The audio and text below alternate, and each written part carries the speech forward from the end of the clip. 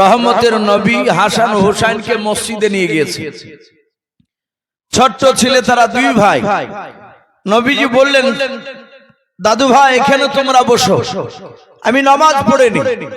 রহমতের নবী নামাজে দাঁড়িয়ে রুকু করেছেন, সেজদায় গিয়েছে।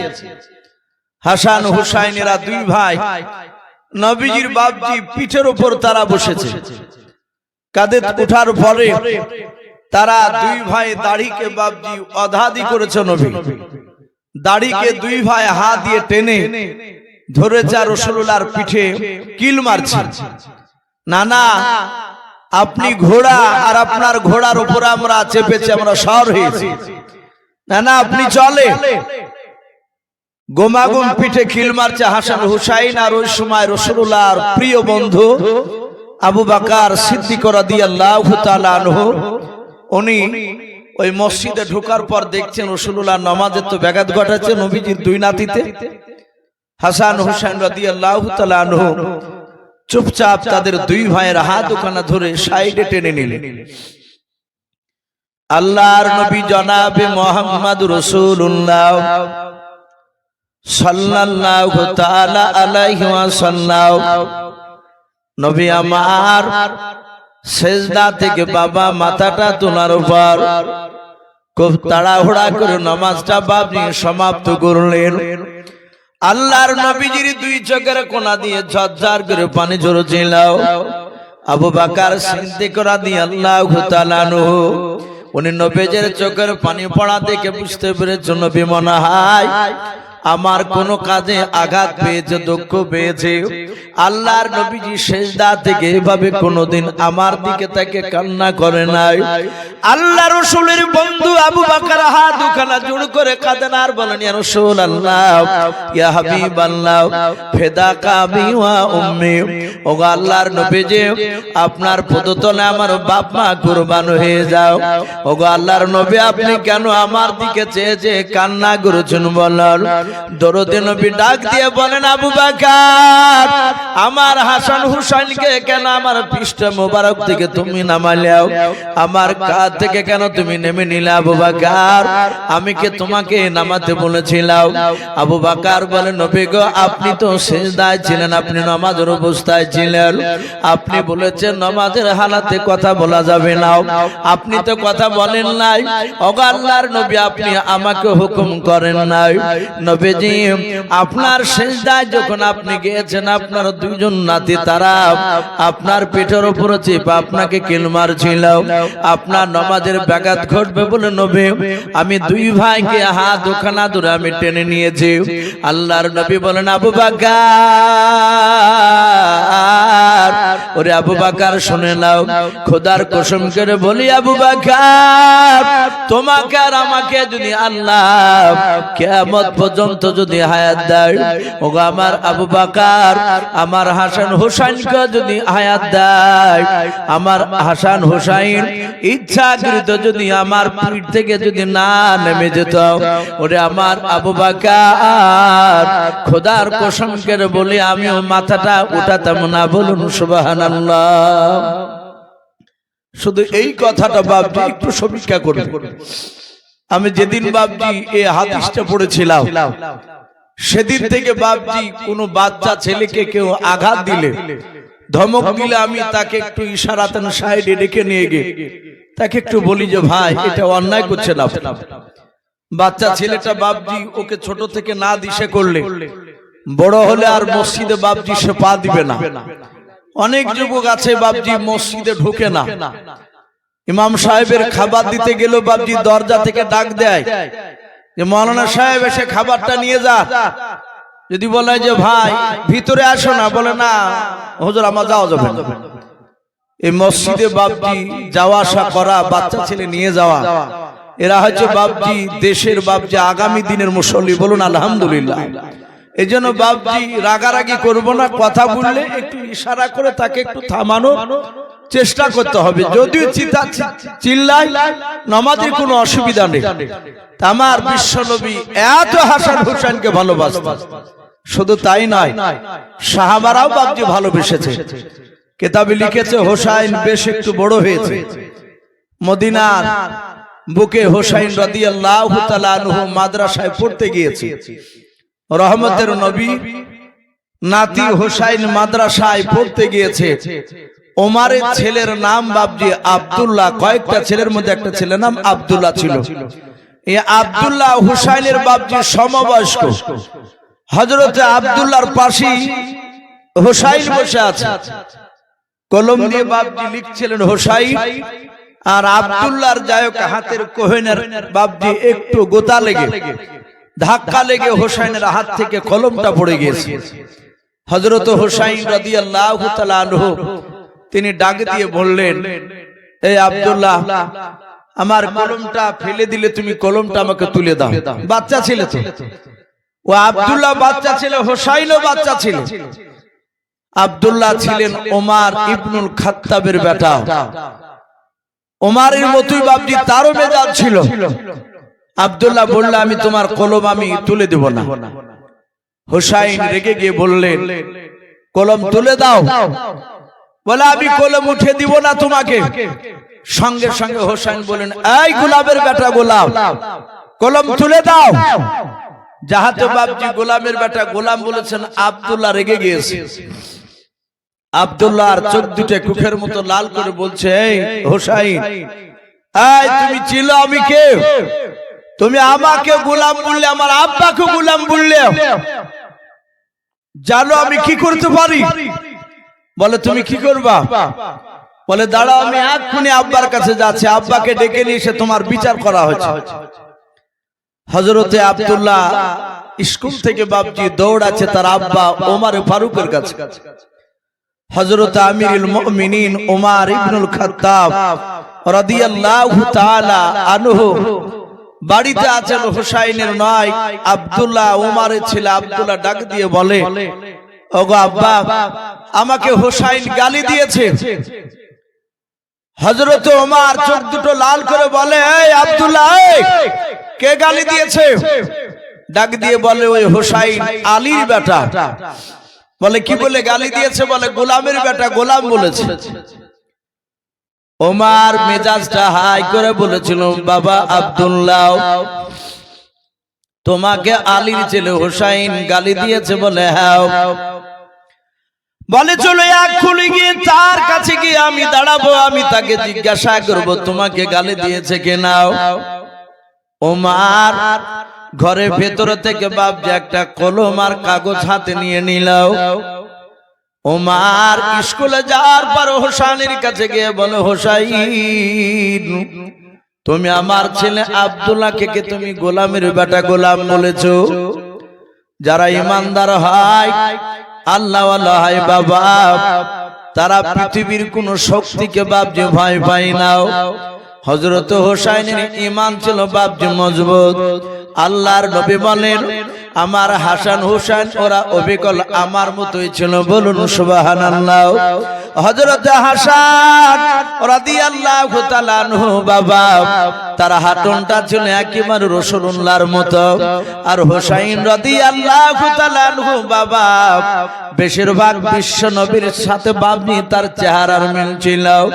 হযরত হোসাইন ডাক দিয়ে বলেছিল, গো আমিরুল মুমিনিন বাদশা ওমর, আমি আপনার ছেলেকে বলেছি গোলামের বেটা গোলাম। যাহাতে গোলামের বেটা গোলাম বলেছে বললেন, হযরত ওমর কলমার খাতাটা বের করে, কাগজটা বের করে বলল, বাবা, তুমি সত্যিকারে গোলামের বেটা গোলাম যদি বলে থাকো, তাহলে তুমি কাগজে একটু সিগনেচার সই তুমি করে দাও। হোসাইন কলম হাতে করে নিয়ে বাবা ওমরে দাও কাগজে তিনি সই করে দিলেন। যাহাতে সই করে দিলেন, আর হযরত ওমর বাচ্চা ছেলের মতো বাবনি বসে পড়লাম। হযরত ওমর নামাজের কায়দায় বসে গিয়া হোসাইনের বাবনি সই করা কাগজ খানা নিয়ে কপালে বাবনি, মুখে বাবনি লাগিয়ে চুমা খেতে লাগলেন, বুকে বাবনি বোলাতে লাগলেন। হযরতে আব্দুল্লাহ ডাক দিয়ে বলেছিল, আব্বা, আমি আপনাকে দেখলাম বাড়ি থেকে মেজাজ হাই ছিল, হোসেনের নাম করলাম, ওই সময় তো আপনি রাগান্বিত ছিলেন। ওগো আমার আব্বা জান, হোসেন সহি করার পর আপনার দিলটা কেন নরম হয়ে গেল? এই আব্বা, আপনার চোখ দিয়ে ঝরঝর করে পানি ঝরেছে। আব্দুল্লাহ ডাক দিয়ে যখন এই কথা বলল, উমার ডাক দিয়ে বলেছিল, বাবা শুনে না, তোমার আমার কপাল খুলে গিয়েছে। বলুন সুবহানাল্লাহ। বলে আব্বা কথা বুঝতে পারলাম না। ওমর ডাক দিয়ে বলে, রে বেটা আব্দুল্লাহ, তুমি এক্ষুনি হোসেনের হাত খানা ধরে তুমি ক্ষমা চাও, কারণ হোসেনের সাথে তুমি তর্ক বিতর্ক করেছ। ওরে আমার আব্দুল্লাহ, আমরা যা ইবাদত করেছে শুনে নাও, ইবাদত করে মনে হয় জান্নাত যেতে পারবো না। ওরে আমার আব্দুল্লাহ বেটা শুনে নাও, কিয়ামতের ময়দানে হোসেন যদি একবার সাক্ষী দিয়ে দেয়, গোলামের বেটা গোলাম, আমি বিশ্ব নবীর গোলাম। বলুন সুবহানাল্লাহ। হোসেন যদি একবার কথা বলে দেয়, সাক্ষী যদি দিয়ে দেয়, রে বেটা আব্দুল্লাহ, তোমার আমার জান্নাত যেতে আর কোনো অসুবিধা হবে না। বলুন সুবহানাল্লাহ। এই ছিল বাপজি ভালোবাসা হযরত হাসান আর হুসাইন। এদেরকে রাসূলুল্লাহ দুনিয়াতে জীবিত অবস্থায় জান্নাতের যুবকদের সর্দার বলেছেন, এবং বলেছেন বিশ্ব নবীরা যুবকদের সর্দার। সম্মানিত ভাইরা আমার, বাবা জীবনেরা, আল্লাহ রাসূল সাল্লাল্লাহু তাআলা আলাইহি ওয়াসাল্লাম হোসেনকে বাপজি অনেক চুমা খেয়েছিলেন। আপনারা সকলেই জানেন, আল্লাহ রাসূল হোসেনকে নিয়ে যখন বাপজি আদর করছিলেন, সম্রাট জিবরিল আলাইহিস সালাম তিনি এক মুষ্টি মাটি নিয়ে এসেছিলেন। খাকে কারবালা বলে বাপজি একটি উর্দু কিতাব, শহীদে কারবালা, এইসব বইগুলো বাপজি পড়লে পাবে। তাতে দিয়েছে, আল্লাহ রাসূল বলেন, ওগো জিবরিল ভাই, এই মাটিটা কেন হঠাৎ আমার কাছে নিয়ে এসেছো?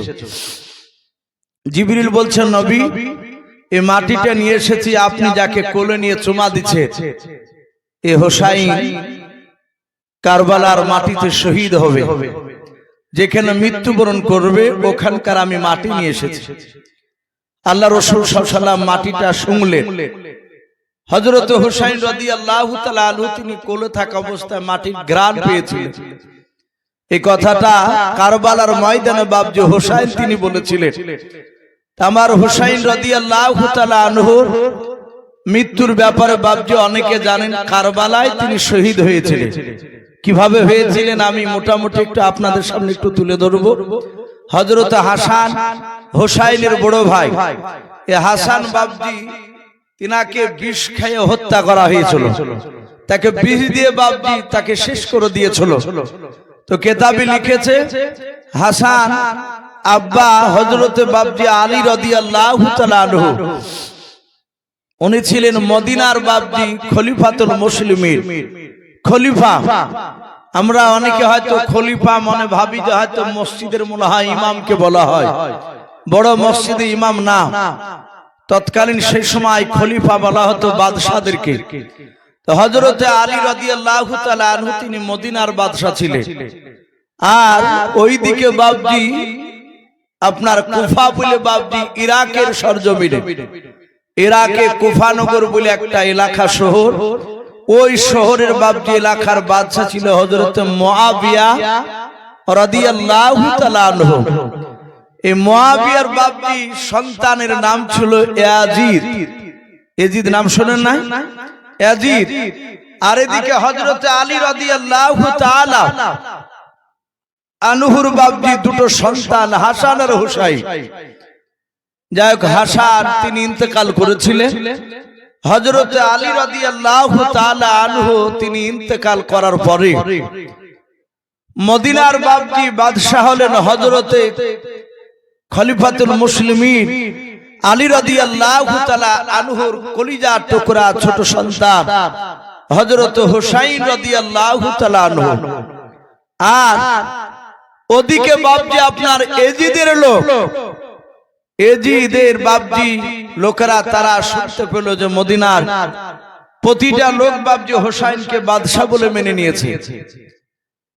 এজিদ বলল, আলীর ছেলে যদি হোসাইন বাদশা হয় তাহলে আমি মুয়াবিয়ার ছেলে, আমি এজিদ, আমি কেন বাদশাহ হব না? এজিদও বাপজি লোকের কাছে বাপজি সমর্থ চাইলো যে দেখে আমাকে বাদশাহ বলে মানে কিনা। দেখলো 100টা লোকের মধ্যে 90টা লোক এজিদের বিরোধিতা করলো। তারা সবাই বলল যে আমরা এজিদকে আমরা বাদশাহ বলে মানব না, কারণ এজিদের চরিত্র ভালো না। যার বাপজি চরিত্র প্রথম থেকে বাপজি অনেক খারাপ দেখা যায়, সেই লোকটা যতই ভালো দাবি করো আপনার ডাইরেক্ট ওকে বিশ্বাস করা যাবে না, সে আবার খারাপের দিকে যেতেও পারে। তাই এজিদের লোকেরা 90টা লোকের বাপজি নয়, 100টার মধ্যে 10টা লোক হাতে এজিদকে মানলো, আর 90টা লোক বললো যে না, আমরা এজিদকে আমরা মানি না। এজিদ বলল কাকে মানো? বলে আমরা ওই হোসাইন যদি আসে এই ইরাকের সরজমিনে কুফানগরে, আমরা এজিদকে খলিফা বলে মানবো, বাদশাহ বলে মানবো, কিন্তু আমরা তোমাকে মানবো না। তুমি তো মদখোর, তুমি গাঁজাখোর, তোমার চরিত্র ভালো না। এজিদ বেয়াদব ছিল, বদমাশ ছিল বাপজি। এই এজিদ বেঈমান। এজিদ দেখলো যে না, হোসাইন রাদিয়াল্লাহু তাআলা আনহুকে ছলে বলে কৌশলে একে নিয়ে এসে দুনিয়ার বুক থেকে একে শেষ করে দিতে হবে, নাহলে এখানে আমার দাদাগিরি চলবে না। বাপজি আমি জানি না আপনাদের এলাকায় বাপজি এজিদের বংশধররা আছে কিনা। আমাদের এলাকায় এখনো দেখা যায়। আপনাদের এদিকে বাপজি জারি গাহায় জারি, মুহররম মাসে হায় হোসেন করতে করতে এদিকে নাই, কিন্তু বাপজি আমাদের এলাকায় আছে। আমাদের এলাকায় আপনাদের এখানে বাপজি তীরমোহনী কোথায় একটা মাওলানা থাকে, ওই পেছনে বসেছিল মাওলানা সাহেবকে, আপনাদের ওখানে না, ওই মাওলানা ওনাদের ওখানে থাকে। উনিও ভালো জানেন, ওনার বাড়ির পাহাদিও যায়। তো বাপজি সে মাওলানা বাপজি সেও জানে, আমরাও জানি। আমাদের এলাকায় মুহররম মাসের বাপজি 10 তারিখে, তার আগে 9 তারিখ 8 তারিখ এরকম মুহররম মাসের দিনও সকালবেলা তো 8টা 10টা কেরা লোক বাপজি তারা রাস্তা দিয়ে হেঁটে যায়, খালি পায়ে, জুতো পায়ে দেয় না। তাদের মাথাতে বাপজি আরবি লেখা থাকে সে কাপড়ে, ওই সব পীরের দরবারে, দাতার দরবারে, পাথরসাপড়ি যারা গিয়েছেন তারা দেখেছেন ওখানে সব কাপড়ে কলমা লেখা থাকে। হোটেলে ব্যবসা করে অনেক ভন্ডারা, অনেকের দেখবেন যারা ওই সমর্থ করে মাজার, তাদের বাড়িতেও বাপজি দেখবেন ওই লগা দিয়ে বাপজি টাঙানো থাকে উপরে। তো ওই কাপড় বাপজি বাঁধা আছে, আর হাতে করে একটা ব্যাগ, আর লাঠিতে বাপজি 8টা 9টা ময়ূরের পাখা। ওরা কোথা থেকে জোগাড় করে? ময়ূরের পাখাকে বাপজি নিয়ে তারা দল বেঁধে তারা রাস্তা দিয়ে যায়, আর প্রায় মোটামুটি 10-12 খান বাড়ি যদি ভিতরেও থাকে, ওখানকার মানুষ রাস্তার তাদের আওয়াজ শুনতে পায়। আর আমাদের পাড়ার বাপজি অনেক এলাকার মা বোনেরা দেখা যায় তারা বাচ্চা কোলে করে নিয়ে এসে রাস্তা ধারে 500 টাকার নোট, 200 টাকার নোট, 100 টাকার নোট নিয়ে বাপজি দাঁড়িয়ে থাকে। ঠিক বাপজি ওরা যখন আসার, ওরা যে সালামটা দেয়, সালামটা খারাপ নয়। অনেক আমার ভক্ত বাপজি যারা ওয়াজ শুনে আমার, তারা অনেকে ফোন করে ওই এলাকা, যে ইসু ভাই আপনি যে খারাপ বলেন, কিন্তু ওদের কথাগুলো তো খারাপ না।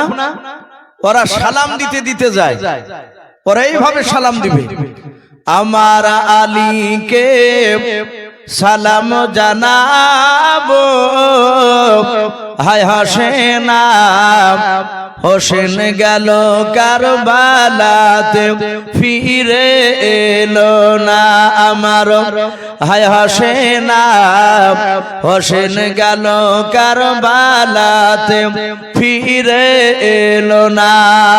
শুনে বাপজি খারাপ লাগছে না? হায় হোসেন, ওরা হুসাইনের নামটাও বাপজি সঠিক করে বলতে পারে না, হাসান হোসেন তাই বলে না অনেকে। শব্দটা বাপজি হোসেন হবে না। বড় ছেলেটার নাম ছিল হাসান, ছোট ছেলেটার নাম ছিল হযরতে হুসাইন। তাহলে হুসাইন আর হোসেন আলাদা হচ্ছে না বাপ?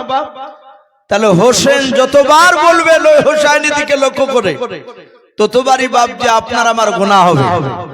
ওরা নামটা সঠিক করে বলতে পারে না।